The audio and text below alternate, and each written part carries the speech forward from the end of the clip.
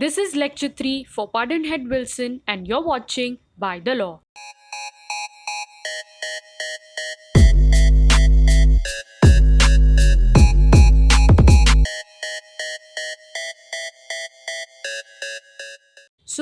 Last lecture में हमने cover किया था कि what were the submissions of Pembroke Howard जो कि प्रोसिक्यूशन के लॉयर थे, और साथ ही साथ हमने ये भी डिस्कस किया था कि टॉम किस तरह से श्योर है कि वो अब पकड़ा ही नहीं जाएगा। उसके बाद विल्सन को कुछ ऐसा मिलता है जिससे वो इन ट्विंस की बेगुनाही साबित कर सकता है। तो वो इस सबूत को कोर्ट में किस तरह पेश करेगा और ट्विंस की बेगुनाही कैसे साबित करेगा, ये हम जानेंगे इस लेक्चर में। So let's start with Wilson's presentation of the evidence. Now before we begin with this scene, you need to note that इसके ऊपर लॉन्ग क्वेश्चन आता है, comment on the evidence presented by Wilson. तो ये इस chapter का सबसे important part है और इसीलिए आपको इसको समझना डिटेल में काफ़ी ज़्यादा ज़रूरी है। इसीलिए हम इस पार्ट को काफ़ी डिटेल में डिस्कस करने वाले हैं, so stay attentive. Now last night Wilson found a strong piece of evidence. क्या था ये एविडेंस? उसे टॉम और चेम्बर्स के एक्सचेंज किए हुए फिंगरप्रिंट्स मिल गए थे। अब इससे वो प्रूव कर सकता था कि ट्विंस ने कत्ल नहीं किया है और असली कातिल टॉम है। लेकिन उस टाइम के हिसाब से फिंगरप्रिंट्स को एज एन एविडेंस कभी भी कोर्ट में प्रोड्यूस नहीं किया गया था। तो ये विल्सन के लिए एक बहुत बड़ा चैलेंज था कि वो इस एविडेंस को कोर्ट के सामने कैसे प्रेजेंट करेगा कि कोर्ट उसे एक्सेप्ट कर ले। और क्योंकि फिंगरप्रिंट्स को एज एन एविडेंस नहीं यूज़ किया जाता था, तो इट वाज इम्पॉसिबल कि कोर्ट में ऐसा कोई भी हो जिसे इसकी नॉलेज हो और वो इस चीज़ में फिंगरप्रिंट्स की डिटेल्स को स्टडी करने में एक्सपर्ट हो। So now it was all on Wilson to present it in such a way that the court accepts it. सबसे बड़ा चैलेंज विल्सन के लिए ये था कि अगर कोर्ट ने इसकी डिटेल्स को समझने से इनकार कर दिया या कोर्ट को इसकी डिटेल समझ में नहीं आई तो ट्विंस जेल जाएंगे। जिस रात विल्सन को इन फिंगरप्रिंट्स के बारे में पता चला, उस रात उसने काफ़ी ज़्यादा मेहनत की। विल्सन चाहता था कि चाहे कोई फिंगरप्रिंट्स को परखने में एक्सपर्ट हो या ना हो, उसे भी ये केस और इसकी डिटेल्स समझ में आनी चाहिए। विल्सन की स्ट्रैटेजी ये थी कि वो इतनी आसानी से इतना सिंप्लीफाई करके इन फिंगरप्रिंट्स को कोर्ट रूम में कल प्रेजेंट करेगा जिससे ना सिर्फ एक्सपर्ट जजेस को इसके बारे में समझ आए, हर किसी को, एक लेमैन को भी इसकी बारीकियों के बारे में पता चले और वो भी इन फिंगरप्रिंट्स को परख सके और अक्यूज्ड और किलर के फिंगरप्रिंट्स को डिफरेंशिएट कर सकें। विल्सन ने उस रात टॉफ़ी के साइज़ जितनी फिंगरप्रिंट्स को 10 गुना साइज़ में बढ़ा दिया। लेकिन अब सवाल आएगा कि उसने ये कैसे किया। उस टाइम में ज़ेरॉक्स मशीन्स या सॉफ्टवेयर्स तो नहीं होते थे जिससे रीस्केल किया जा सके किसी इमेज को, लेकिन एक टूल ऐसा था जिसको यूज़ करके किसी भी पिक्चर की साइज़ बढ़ाई जा सकती थी। वो था पैंटोग्राफ। सो स्टोरी को आगे बढ़ाने से पहले लेट्स अंडरस्टैंड कि पैंटोग्राफ कैसे काम करता है, ताकि हम समझ सके कि विल्सन ने कितना पेन लिया था इन दोनों ट्विंस को बेगुनाह साबित करने के लिए। So on the right side of your screen you can see ये जो स्ट्रक्चर है ये है एक पैंटोग्राफ। ये 4 बार्स यानी 4 स्टिक्स को मिलाकर बनाया जाता है जिसमें 2 लॉन्ग और 2 शॉर्ट होती हैं। अब इसमें जो फिगर 1 में ब्लू सर्कल से जो पॉइंट डिनोट किया गया है वो है पॉइंट ए। पॉइंट ए को एक जगह पर फिक्स किया जाता है ताकि पैंटोग्राफ मूव ना करे। जो रेड सर्कल से दिखाया जा रहा है वो है पॉइंट बी। वहाँ पर वो पिक्चर रखी जाती है या वो फिगर रखा जाता है जिसको ट्रेस करना है, जिसको एनलार्ज करना है। तो वहाँ पर रख के आप उसको ट्रेस करते हो, यानी उसके ही लाइंस के ऊपर बस आप एक हाथ फिराते हो, ड्रॉ करते जाते हो। तो जैसे जैसे आप यहाँ पे ट्रेस करोगे रेड सर्कल वाले पॉइंट यानी पॉइंट बी पर, वैसे वैसे पॉइंट सी पर वो अपने आप ड्रॉ होते जाएगी, बट बड़े साइज़ में। तो इसी तरह विल्सन ने फिंगरप्रिंट्स को रखा रेड सर्कल वाले पॉइंट यानी पॉइंट बी पर और उसको ट्रेस किया, उसकी एक एक लाइंस को, ग्रूव्स को ट्रेस किया, जिससे वो एक बड़े साइज़ में पॉइंट सी पर बनती गई। अब ये उसने 10:1 के स्केल पर किया, यानी अगर फिंगरप्रिंट्स का साइज़ 1 था तो उसने उसको 10 गुना बड़ा बनाया।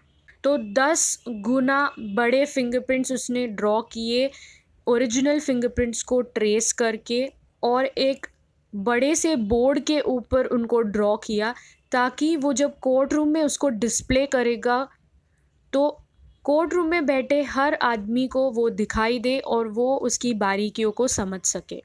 तो विल्सन ने उन फिंगरप्रिंट्स को इस तरह से एनलार्ज किया, रीसाइज किया कि चाहे आप कई फीट दूर भी बैठे हो तो आप दो फिंगरप्रिंट्स के डिफरेंसेस को समझ सकते हो और दोनों को डिफरेंशिएट कर पाओगे। तो फिर आपको एक्सपर्ट होने की ज़रूरत नहीं है, आप दूर से भी उसके दोनों के डिफरेंस बता सकते हो।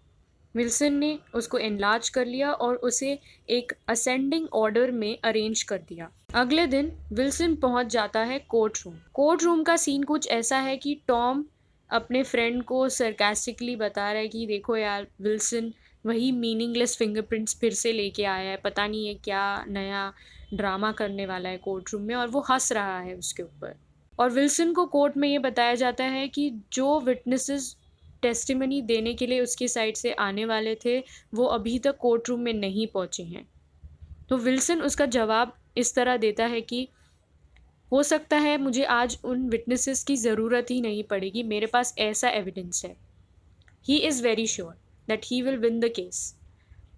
विल्सन अपना प्रेजेंटेशन स्टार्ट करता है with may it please the court से। वो एडमिट करता है कि प्रोसिक्यूशन ने जो इल्ज़ाम लगाया है, एलिगेशन लगाया है कि मर्डर वेपन पे मर्डरर्स के फिंगरप्रिंट है, वो सही बात है। वो कहता है वी ग्रांट दैट क्लेम। ये सुनते ही सारे लोग चौंक जाते हैं। विल्सन कहता है कि स्टेट यानी प्रोसिक्यूशन के लॉयर पेम्ब्रोक हावर्ड का क्लेम कि ये एक मर्डर है गलत है।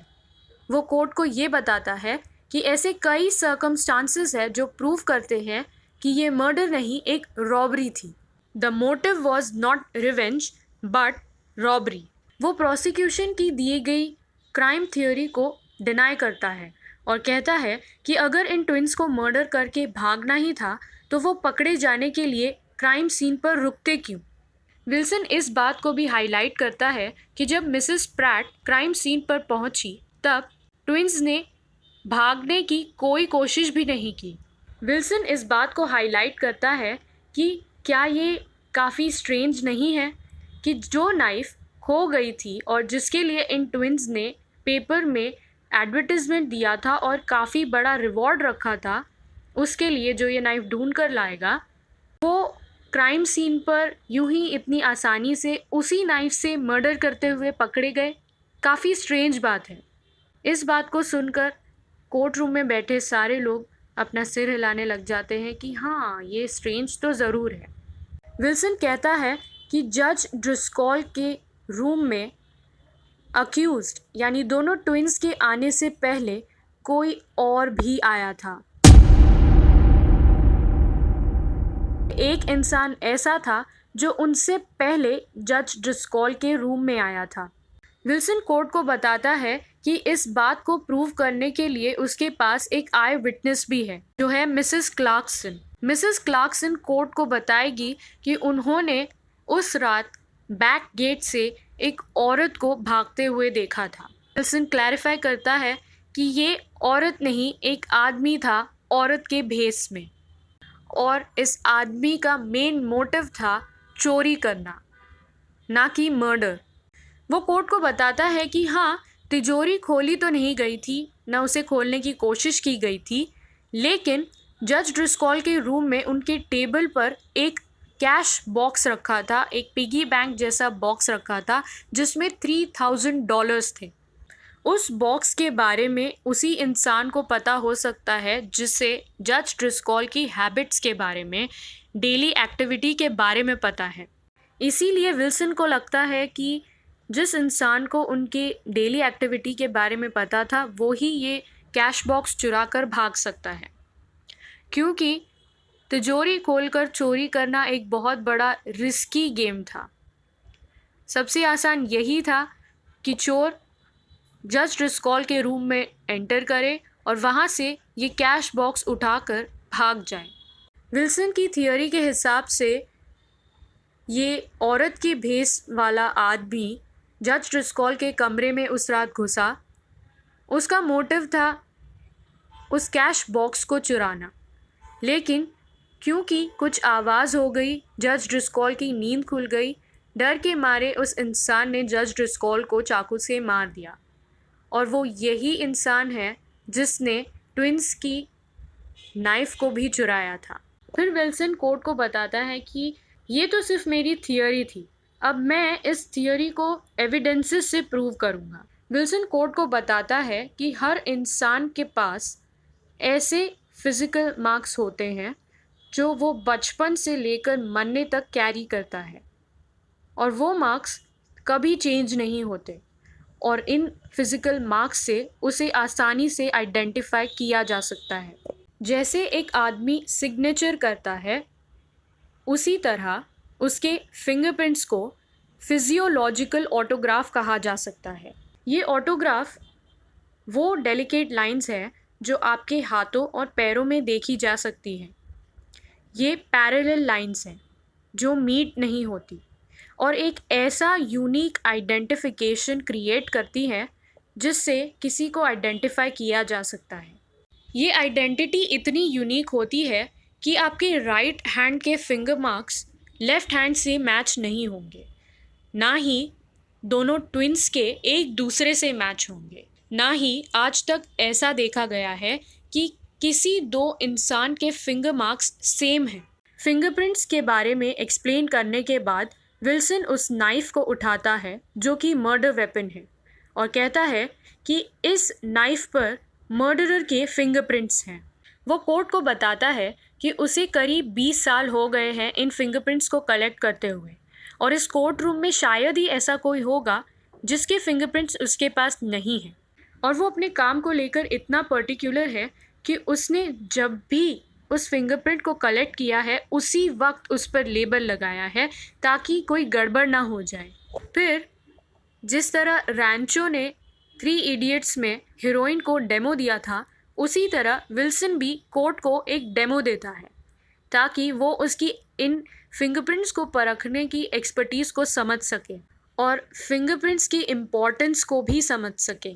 विल्सन जूरी मेंबर्स से रिक्वेस्ट करता है कि वो अपने फिंगर इम्प्रेशंस कोर्ट की विंडो पर लगा दे, और अक्यूज से भी कहे कि वो भी अपने फिंगर इम्प्रेशंस विंडो पर लगाएं और उसे किसी भी ऑर्डर में ना रखें और शफल कर दे, इस तरह कि विल्सन पहचान ना पाए कि कौन से फिंगरप्रिंट्स किसके हैं।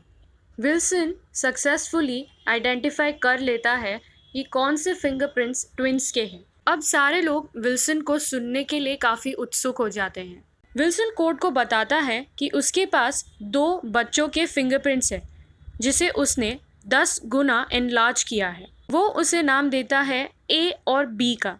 ये फिंगरप्रिंट्स तब के हैं जब वो दोनों बच्चे 5 महीने के थे। वो जूरी से कहता है कि ए और बी के फिंगरप्रिंट्स को एक दूसरे से मैच करके देखें। वो एक्सप्लेन करता है कि दोनों एक दूसरे से काफ़ी अलग हैं क्योंकि 2 डिफरेंट इंडिविजुअल्स हैं। विल्सन पैंटोग्राफ वाले ए और बी के एनलार्ज फिंगरप्रिंट्स की कॉपी जूरी को देता है और जूरी से कहता है कि अक्यूज के जो फिंगरप्रिंट्स है विंडो पेन पर, उनसे इन दोनों को कंपेयर करें। अब विल्सन कहता है कि ए और बी यानी दोनों ट्विंस के फिंगरप्रिंट्स को मर्डर वेपन यानी नाइफ पर दिए गए फिंगरप्रिंट्स से मैच करें। जूरी कहती है दे डोंट इवन रिजेंबल, यानी वो ज़रा भी मैच नहीं होते। Wilson successfully proves that the accused are innocent, but Wilson ये चाहता है कि असली कातिल भी पकड़ा जाए। Wilson says we will now proceed to find the guilty. वो जूरी से कहता है कि ए के 5 महीने वाले फिंगरप्रिंट और 7 महीने वाले फिंगरप्रिंट्स को मैच करके देखें। जूरी को वो सेम नज़र आते हैं। फिर विल्सन जूरी को ए के 8वें महीने में लिए गए फिंगरप्रिंट की कॉपी देता है और कहता है कि 8वें महीने की कॉपी को 5वें और 7वें महीने से कंपेयर करके देखो। जूरी के ऑब्जर्वेशन से ये पता चलता है कि 8वें महीने का फिंगरप्रिंट 5वें और 7वें महीने से काफ़ी डिफरेंट है। फिर वो जूरी को बी के 5वें और 7वें महीने के फिंगरप्रिंट्स को मैच करने के लिए कहता है। उनके ऑब्जर्वेशन से ये पता चलता है कि वो सेम है। वो जूरी को बी के 8वें महीने में लिए गए फिंगरप्रिंट की कॉपी देता है और कहता है कि इसे 5वें और 7वें महीने से कंपेयर करें। जूरी कहती है कि ये भी डिफरेंट है। विल्सन कहता है कि अब आपके दिमाग में ये सवाल आ रहा होगा कि जब ये फिजियोलॉजिकल ऑटोग्राफ फिंगर मार्क्स कभी चेंज नहीं होते तो फिर ए के 8वें महीने के फिंगरप्रिंट्स उसके 5वें और 7वें महीने से क्यों मैच नहीं कर रहे और बी के भी 5वें और 7वें महीने के फिंगरप्रिंट्स 8वें महीने से क्यों नहीं मैच कर रहे। विल्सन कोर्ट को इसका जवाब देते हुए बताता है कि 7वें और 8वें महीने के बीच ए और बी की अदला बदली कर दी गई थी और जिसने ये किया था वो इंसान इस कोर्ट रूम में अभी मौजूद है। इस अदला बदली के वजह से अब उसके रिकॉर्ड्स में ए बी है और बी ए। इस बात को प्रूव करने के लिए वो मर्डरर के 12वें साल में लिए गए फिंगरप्रिंट की कॉपी जूरी को देता है और उनसे कहता है कि इसे मर्डर वेपन के फिंगरप्रिंट से कंपेयर करके देखें जो कि मैच हो जाते हैं और प्रूव हो जाता है कि टॉम ही असली कातिल है। टॉम विल्सन के सबमिशन को देखकर शॉक हो जाता है और डर के मारे अपनी जगह से भी नहीं हिलता। रॉक्सी रोने लगती है, अपने घुटनों पर आ जाती है और माफ़ी मांगने लग जाती है।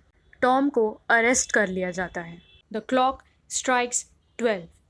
एग्जैक्ट 12 बजे एक अनोखे स्टाइल में विल्सन इस केस को सॉल्व कर लेता है। जाते जाते एक छोटी सी रिक्वेस्ट है आप सभी से कि अगर आपको हमारा काम पसंद आता है, हमारे वीडियोस अच्छे लगते हैं तो प्लीज़ इसे शेयर करो, ज़्यादा से ज़्यादा लोगों तक पहुंचाओ ताकि ज़्यादा लोग इसका बेनिफिट ले सके और हमें भी एक मोटिवेशन मिलेगा और हम भी उस मोटिवेशन को लेकर ज़्यादा मेहनत करके जल्दी से जल्दी वीडियोस पोस्ट कर पाएंगे।